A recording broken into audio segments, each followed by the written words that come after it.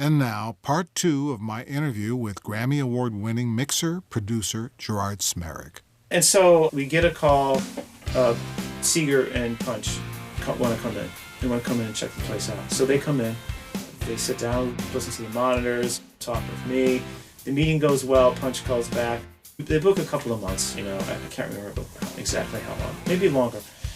Bob's going to do a record, and Bob's at the top of his game at this point. He is the guy. And so I'm like, oh, thank God, this is going to be great. They're bringing in Bill Szymczyk is going to do the session. Bill Szymczyk is the producer of the Eagles, of all the Eagles material. And I'm going to be the assistant. The session starts, Bill can't, he's late. He sent his right-hand man. The session starts, we get into about the third day. This guy and Bob don't hit it off.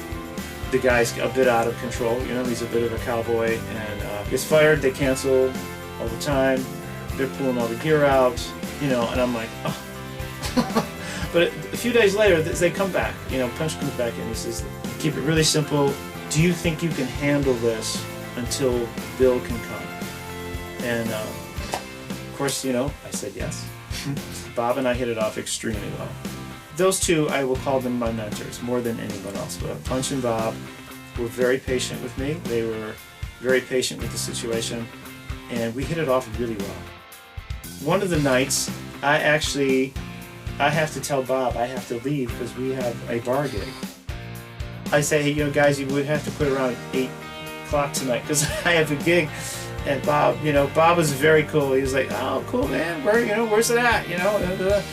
And Punch just kind of gives you that, when he gives you that squinty eye look, you're in trouble. And so after Bob leaves, Punch walks out with him. Then Punch comes, there's a knock on the door. Punch comes back in. He goes, what are you doing? What do you mean? And he goes, I should probably stop effing around. Stop effing around. You can do this. Not a lot of people can do this. You need to, do the right thing here. Stop effing around. And then he walked out the door. And that was that was all he said. But So did you stop effing around? Well. Oh boy.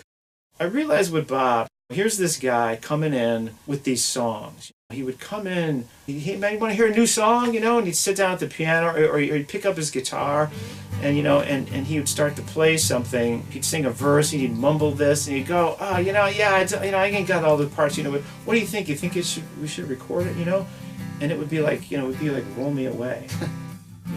Yeah, Bob, we should let's record this. We should set up. Let's get a rhythm track down so you can finish it. Of course, I didn't know Bob like you knew Bob, but later in the years, as he's also come over here to our studio to record, I got a feel for his personality to find that he's totally humility. Bob is awesome. He's definitely a salt of the earth guy. And I certainly relate to that.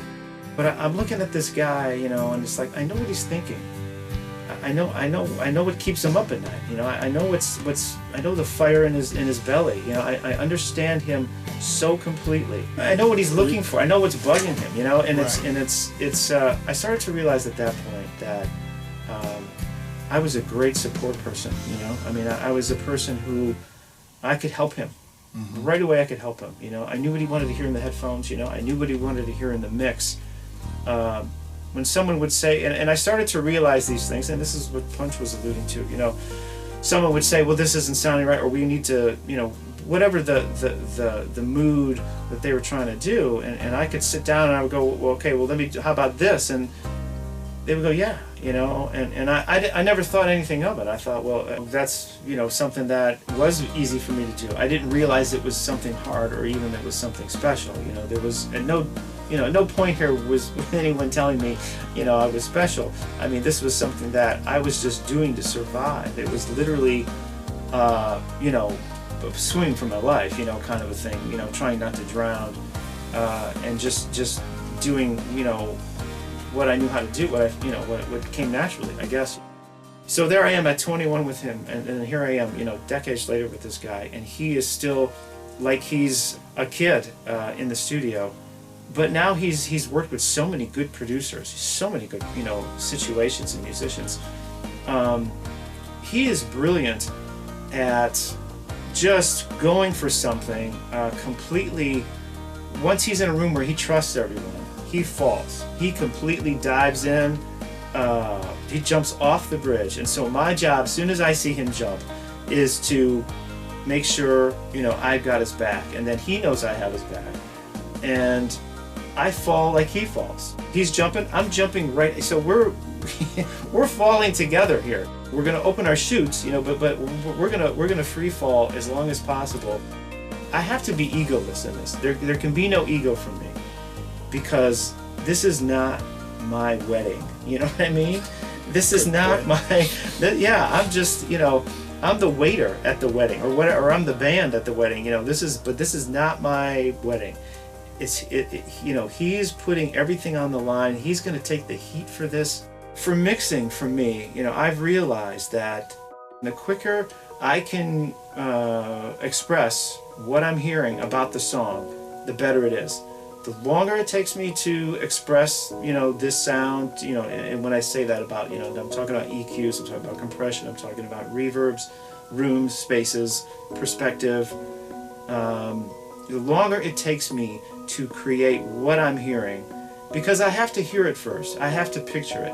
Everything's causing a reaction, you know, all of this stuff is a chain reaction. So that domino, you know, you're moving things are swaying this way, things are swaying that way.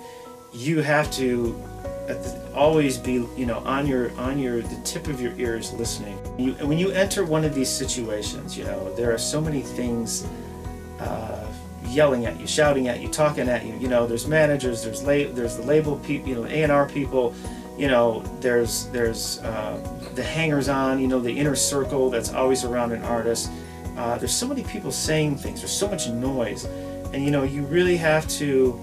You know, it's the whispering voice. You know, it's that tiny little sound.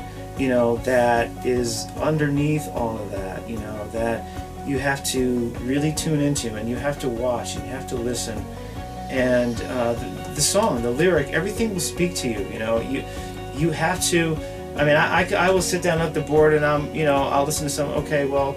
You know, I'm going to do this to this. You know, I'm going to do that. You know, I'm going to fix this bridge, or I'm going to fix this chorus, and you know, it's not me. It's not about me. It's what the song will allow me to do. And when I started to be subservient to that, you know, that's my biggest success. That's when I do my best work. So I'm 21 now. We do this record. Great success happens, and so the phones light up at Ambience. You know, the studio is now booked up. Everything is going well. I have all the work I can possibly stand. We're doing Ted Nugent. You know, we're doing average. You had Barry Manilow there for Barry Manilow is in there. A week or so. Melissa Manchester.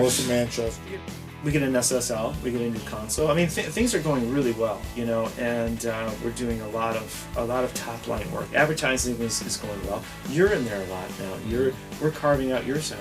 The jingle sessions we were doing at the time also were big productions. Which again, because the jingle business, when you think about what it is, it hits so many different genres of different kinds of music. So now this adds on to your catalog of all the kinds of things that you're doing.